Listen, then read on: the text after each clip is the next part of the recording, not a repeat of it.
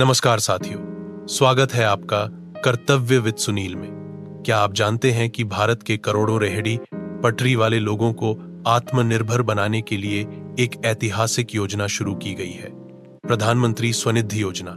इस वीडियो में हम इस योजना के हर पहलू को विस्तार से समझेंगे। पात्रता, लाभ, आवेदन की प्रक्रिया, सफलता की कहानियां और आरटी से जुड़ी पारदर्शिता की बातें भी। तो बने रहिए अंत तक। पीएम स्वनिधि यानी PM street vendors Atmanirbhar Nidhi योजना की शुरुआत जून 2020 में की गई थी।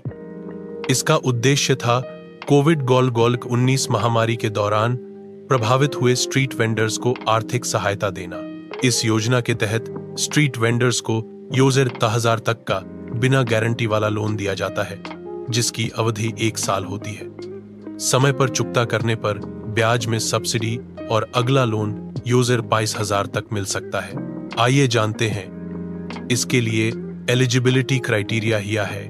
जो 24 मार्च 2020 से पहले सड़क पर सामान बेच रहे थे, रेहड़ी, ठेला, फेरी वाले, सब्जी, फल, चाय बेचने वाले, नगर निगम में रजिस्टर्ड या स्थानीय सर्वे में शामिल। अगर आपके पास पहचान पत्र या वेंडिंग सर्टिफिकेट नहीं भी है तो भी आवेदन किया जा सकता है। केवल पहचान के वैकल्पिक दस्तावेज चाहिए। आइए जानते हैं आवेदन कैसे करें। पहले समझते हैं ऑनलाइन आवेदन के स्टेप्स। वेबसाइट पर जाएं, अप्लाई फॉर लोन पर क्लिक करें, ओटीपी और आधार से लॉगिन, विवरण भरें, नाम, व्यवसाय, बैंक विवरण, दस्तावेज, अपलोड करें, सबमिट करें। मोबाइल ऐप से भी आवेदन किया जा सकता है।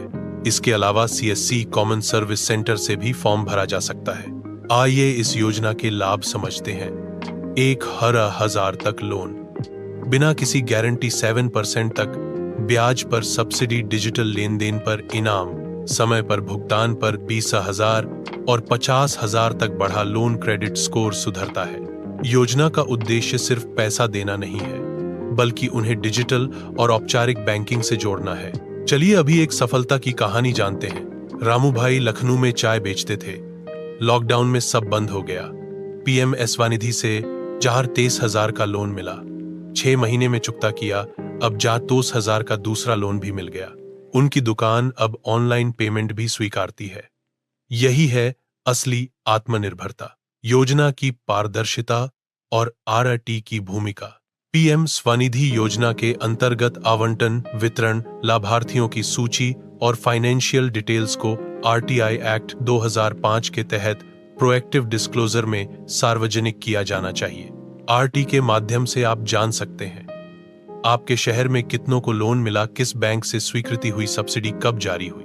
आरटीआई डालने का उदाहरण कृपया बताएं कि वर्ष 2024-25 में कटक नगर निगम क्षेत्र में पीएम स्वनिधि के अंतर्गत कितनों को ऋण मिला और कितनी राशि स्वीकृत हुई। लेकिन इसमें कुछ चुनौतियां भी हैं, जैसे कि कुछ शहरों में सर्वे डेटा अपडेट नहीं है, सीएससी पर एजेंट फीस मांगते हैं, बैंकों की मनमानी, आवेदन खारिज कर देते हैं, डिजिटल साक्षरता की कमी।